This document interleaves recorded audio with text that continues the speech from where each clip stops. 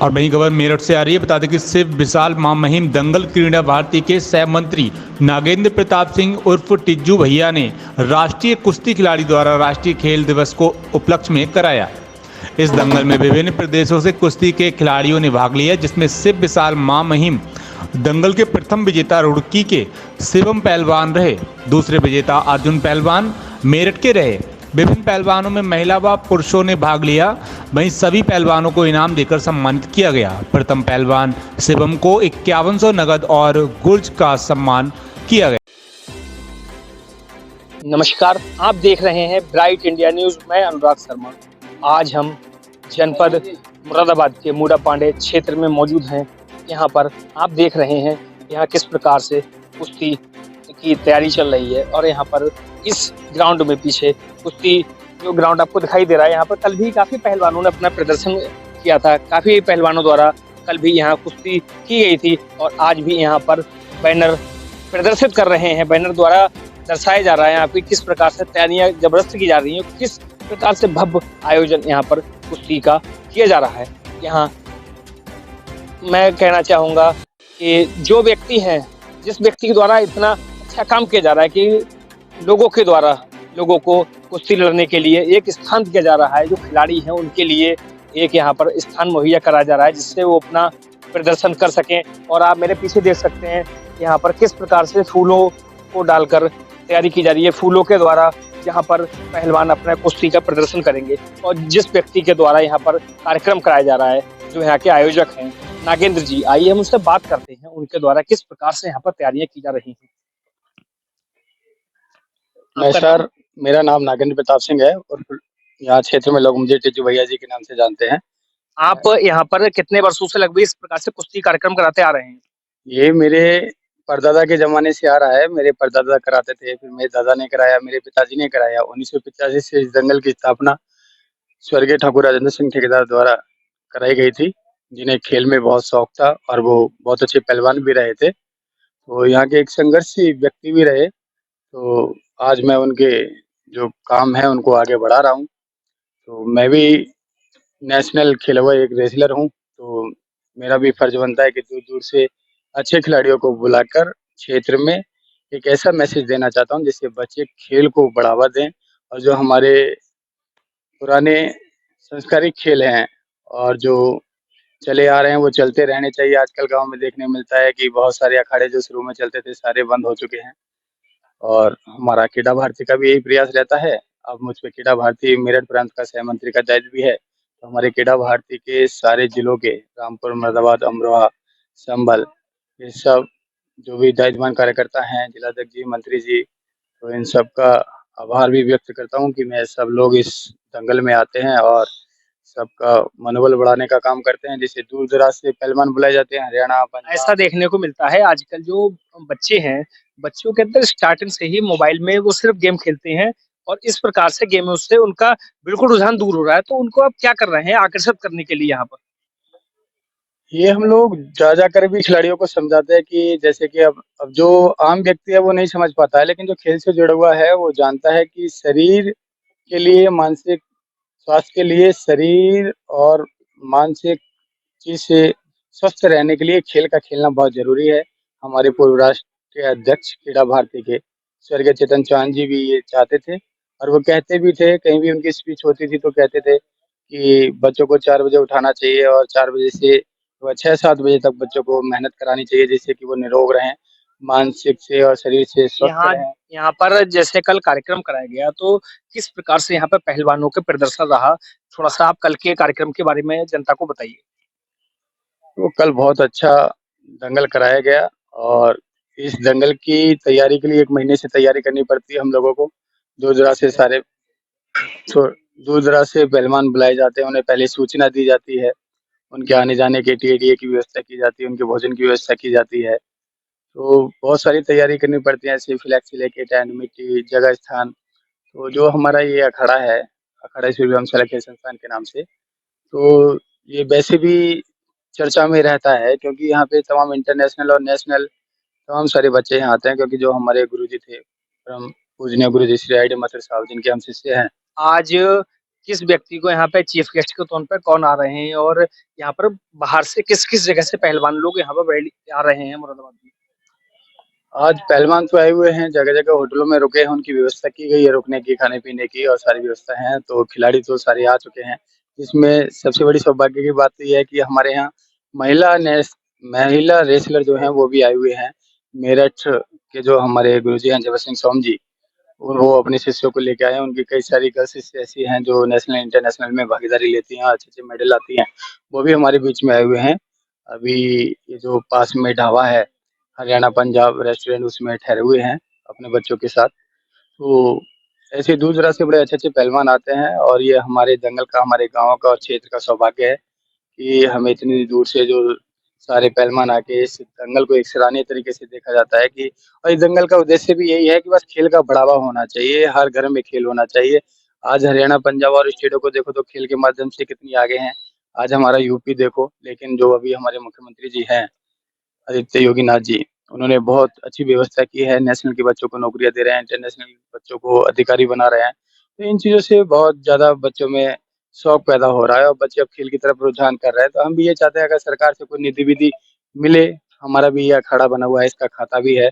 लेकिन 10 साल से हम कोशिश कर रहे हैं, आज तक कोई भी हमारे बीच का आपको कोई नेता सरकार या द्वारा किसी इसमें को कोई भी सहयोग प्राप्त नहीं हो रहा है? सहयोग तो नहीं होता है लेकिन दिक्कतें भी हमें आती हैं। दिक्कतों की बात बताऊँ मैं 1 महीने 7 दिन हो गए। इस दंगल की हर बार परमिशन ली जाती है। तो 1 महीना 7 दिन से मैं लगातार चक्कर लगा रहा हूँ मुंडा पांडे थाने के और एसडीएम साहब के ऑफिस के। अब मैं पेशवार साहब के पास गया था, ये इसकी जो एक परमिशन अलाउ होती है वो हर साल होती है। तो मुझे बड़ी शर्म भी आती है कि जब मेरा जैसा व्यक्ति जो सह मंत्री का दायित्व को प्रतिभाग कर रहा है और उसके बावजूद भी इतनी परेशानियाँ खेल कराने में आती हैं, तो बहुत बुरा लगे मुझे और मेरे मन को एक बार ये ठेस भी पहुँची कि ये दंगल ना कराया जाए। क्योंकि अब हमारे प्रशासनिक जो अधिकारी लोग हैं या जो हमारे थाने को देख रहे हैं, कई बार ऐसा होता है कि आदमी का मनोबल डाउन करने का काम करते हैं। मैं मुंडा पांडे थाने में गया, तो हमारे यहाँ जो हल्का इंचार्ज हैं बबलू कश्यप जी, वो रूम में लेटे थे, मैं गया तो मैंने उनसे कहा, मैंने कहा सर ऐसी-ऐसी दिक्कत आ रही है। एसडीएम साहब ने वहाँ से जो उनके पीए साहब उन्होंने भेजा कि थाने से आख्या करा के लाइए। तो वो उन्होंने इतना भी कष्ट नहीं करा कि वो उठ के एक फ़ोन करके ये पता कर लेते कि खेल तो उसमें ये चढ़ी है तो फिर क्यों दिक्कतें आ रही हैं। और आज दुर्भाग्य की बात है कि 1 महीना 7 दिन होने के बाद भी वो परमिशन मुझे नहीं मिली है। इस वज़ह से मेरा मन भी टूट रहा था कि ये कार्यक्रम ना कराऊँ। लेकिन जब लोगों के गाँव के बुजुर्गों ने कहा कि बेटा ये तुम्हारे बाबा-दादा कराते आ रहे हैं तो पूरा गाँव तुम्हारे साथ है, पूरा क्षेत्र तुम्हारे साथ है। कोई दिक्कत आएगी तो मिल के सब लोग समझाएँगे और आप इस कार्यक्रम को आगे बढ़ाओ। इस प्रकार से सरकार का एक तो मुद्दा रहता है, आए दिन सरकार मुद्दा उठाती है कि हम लोग जगह-जगह पर खेल का आयोजन करवा रहे हैं, जगह-जगह खेल करवा रहे हैं और यहाँ पर प्रशासन द्वारा आपको अनुमति माँगने पड़ रही है और अनुमति नहीं दी जा रही है तब भी, तो ये तो बहुत ही दुर्भाग्य का विषय है।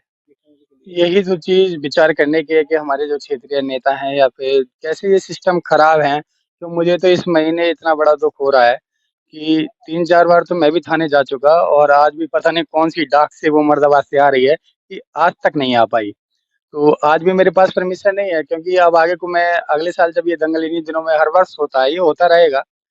तो अब ये परमिशन अगली बार लगेगी। अब ये परमिशन मेरे हाथ नहीं आई, तो ये मुझे चक्कर लगवाते रहेंगे। ये महीने 6 महीने ऐसे ही चक्कर लगवाते रहेंगे। लेकिन ये छोटा-सा बाकी काम समाज सेवा जो काम है, मतलब सरकार इतना फ़ोकस करने के बाद में भी ये लोग सुनते नहीं हैं, तो इन पे कुछ ना कुछ तो इन पे निगरानी रखनी चाहिए या फिर इनसे हमारे वरिष्ठ अधिकारी द्वारा देखो हर व्यक्ति तो गलत नहीं हो सकता किसी भी विभाग में, लेकिन चंद लोग होते हैं जो अपने किसी अहंकार में प्यार से, व्यवहार से अपना किसी से बातचीत नहीं करते हैं, अपने अलग एटीट्यूड में रहते हैं। तो मैं सभी लोगों को नहीं कहना चाहूँगा क्योंकि प्रशासनिक व्यवस्था है, बहुत अच्छी व्यवस्था है, प्रशासन से ही सब कुछ चलता है। लेकिन इस तरीके से समाज सेवी जो लोग हैं या फिर जो ऐसे कार्य करा रहे हैं तो उन लोगों को परेशान नहीं करना चाहिए। अब 1 महीने 7 दिन हो गए, मेरा मनोबल भी एक नेशनल के खिलाड़ी होने के बाद में टूट यहाँ सा रहा पर है। यहाँ जो कार्यक्रम आप करा रहे हैं, इस कार्यक्रम में जो भी यहाँ पे जो खर्च होता है, वो आपके द्वारा वहन किया जाता है या फिर जो क्षेत्रीय जनता है, उससे एकत्रित करके आप ये कार्यक्रम कराते हैं? ये मेरे बाबूजी कराते थे इसलिए मैं अपने पास से ही कराता हूँ। ये सारा खर्चा टोटल खर्चा मेरा होता है इस कार्यक्रम में और मेरे दादा को शौक था, मेरे पापा को शौक था तो मैं वही प्रथा अपनी इसमें चला रहा लगभग हूँ। आपका प्रतिवर्ष लगभग कितना खर्च आता होगा? अनुमानित? 1 लाख से 1.5 लाख रुपए खर्च हो जाता है, कोई ज़्यादा बड़ा खर्चा नहीं है। लेकिन आम आदमी के लिए 1 1.5 लाख रुपए भी बहुत होता है, लेकिन अब शौक है बाबूजी का, तो मैं श्रृंखला को आगे बढ़ाना चाहता हूँ। मैं सोचता हूँ कि आप हमारे गाँव देश में की जनता को हमारे चैनल के माध्यम से क्या संदेश देना चाहेंगे खेल को लेकर? मैं तो यही कहना चाहूँगा कि जैसे हमारे क्रीड़ा भारती का विधेय है, खेल से निर्माण चरित्र का, चरित्र से निर्माण राष्ट्र का। तो जब खिलाड़ी को हम तैयार करते हैं, तो उसमें हमारे देश के संस्कार और राष्ट्रभक्ति होनी चाहिए, जिससे कि हर बच्चा जाने कि हम भारत देश के रहने वाले हैं, हमारे संस्कार अच्छे हैं। तो ये सब होना चाहिए और मैं ये भी कहना चाहूँगा कि जो दिक्कतें आती हैं ऐसे अच्छे काम कराने में, ये नहीं आनी चाहिए। इसके बारे में मैं अपने जो हमारा संगठन है क्रीड़ा भारती का, उसमें भी ये अब की प्रांत की बैठक होगी, तो ये अपने विचार जो मुझे परेशानियाँ आई हैं, क्योंकि कोई जब वरिष्ठ अधिकारी होता है, जब वो नीचे आता है, तब उसे पता पड़ता है कि नीचे कितनी सारी दिक्कतें हैं। अब वहाँ से कोई भी बड़ा नेता हुआ या बड़ा अधिकारी हुआ, जब वो कह देता है कि हाँ भई ये नीचे जाके करो और ऐसा कराओ, तो लोगों में अच्छा मैसेज जाना चाहिए, हर घर में खिलाड़ी होने चाहिए। अब तो खेलों से इतना रोज़गार मिल रहा है, लेकिन फिर भी नीचे जब ज़मीन पे हम काम करते हैं, तो हमें देखने को मिलता है कि बहुत सारे लोग ऐसे हैं, जो अपने एटीट्यूड में इतने व्यस्त रहते हैं कि ना तो समाज सेवा देखते हैं, ना उन्हें ये पता है कि हमने यूनिफ़ॉर्म पहन रखी है, इसका फ़र्ज़ क्या है। तो मैं ऐसे वरिष्ठ नेताओं से, अधिकारियों से भी कहना चाहूँगा, ऐसे लोगों पे संज्ञान देकर इन्हें तत्काल सस्पेंड किया जाए या ट्रांसफ़र किया जाए। हमारे यहाँ 2 एसआई हैं, एक तो बबलू कश्यप जी हैं, जिनकी बहुत शिकायतें सुनने को मिलती हैं और एक दरोगा जी हैं, उनका नाम मुझे ठीक से नहीं पता, लेकिन पिछली बार जब परमिशन हुई थी, तो कुछ गलतियाँ उनकी रहीं, जिसकी वज़ह से मुझे 1 महीना ये चक्कर काटना पड़ा। तो राशिद शायद उनका नाम है, राशिद, हाँ, राशिद अख्तर जी। हाँ, जो भी है, तो उनकी वजह से मुझे बहुत परेशानी आई। उन्होंने कहा कि तुम करा लो आगे को, तो ये क्या होता है, जब हम बड़े अधिकारी के पास जाते हैं, तो कहते हैं कि पिछले साल की अनुमति लाइए। जब हम पिछले साल की परमिशन लगाते हैं, तभी वो आज्ञा करते हैं। जब पिछले साल की अनुमति नहीं मिलती, तो बहुत बड़ी दिक्कतें आती हैं। ठीक है, बहुत-बहुत धन्यवाद। जैसा कि आपने देखा हमारे साथ यहाँ जो कार्यक्रम के संचालन करता है वो मौजूद थे। उनके द्वारा कार्यक्रम में क्या-क्या समस्याएँ उनके द्वारा कराने पर आ रही हैं और किस प्रकार से यहाँ पर वो कार्यक्रम को अपने पैसे से करा रहे हैं और प्रशासन द्वारा उनको कुछ सहयोग भी प्राप्त नहीं हो रहा है। आइए हमारे साथ यहाँ कुछ खिलाड़ी भी मौजूद हैं, बाकी अन्य पहलवानों से हम कुछ समय बाद आप सभी को रूबरू कराएँगे। उनसे बात करते हैं कि उनके द्वारा यहाँ पर किस प्रकार से तैयारियाँ की जा रही हैं। आपका नाम? हरबिंद सिंह तोमर। आप यहाँ पर जो खेल हो रहा है, जैसा कि संचालनकर्ता के द्वारा बताया गया है, यहाँ पर तैयारी करा रहे हैं लोग। तो आप किस-किस लेवल पे खेले हुए हैं और आप भी यहाँ से कब से लगभग इसमें पहलवानी कर रहे हैं? मेरे लिए समथिंग 5 वर्ष हो गए, मैं यहाँ आता हूँ, हर वर्ष आता हूँ और मैं बरेली जिला लेवल पे 2 बार टॉप मैंने किया है 72 किलो वेट में और मिट्टी की भी मैंने मैट की लड़ाई की है, कुश्ती लड़ता हूँ। ये हमारे बहनोई जी हैं और हर साल बहुत ही अच्छा दंगल ये कराते हैं यहाँ। बरेली से भी कल भी पहलवान आए थे, बहुत अच्छी कुश्तियाँ हुईं और आज भी बहुत-बहुत दूर रुड़की से, मेरठ से, पंजाब से, मुरादाबाद से बहुत जगह से पहलवान लोग आए हुए हैं, यहाँ अच्छी कुश्ती देखने को मिलेंगी। ठीक है, बहुत-बहुत धन्यवाद। हमारे साथ यहाँ कुछ जनता भी मौजूद है, इस जनता से भी हम बात करते हैं, उनके क्षेत्र में कार्य जो हो रहा है इस प्रकार से सराहनीय कार्य है इनके द्वारा जो कि इस प्रकार से जो काफ़ी विलुप्त होने की कगार पर है खेल, तो उसको यहाँ पर कराया जा रहा है। उनसे भी हम बात करते हैं, उन लोगों का इस पर क्या कहना है? आपका नाम? गौतम भारती। यहाँ पर जो आपके क्षेत्र में इस प्रकार से कुश्ती का आयोजन कराया जा रहा है, उसको लेके आप क्या कहना चाहेंगे? हम ये कहना चाहेंगे कि हमेशा के लिए ये होता रहे और जमाने से हम देख रहे हैं, बाबा दादे परदादे से इनका ये हो रहा है, कभी हौसला इन्होंने नहीं गिराया और हौसला गिरना भी नहीं चाहिए। कुश्ती मैं भी लड़ता था और अच्छी, इनको मालूम भी है, जो अर्जुन पहलवान थे बिसाट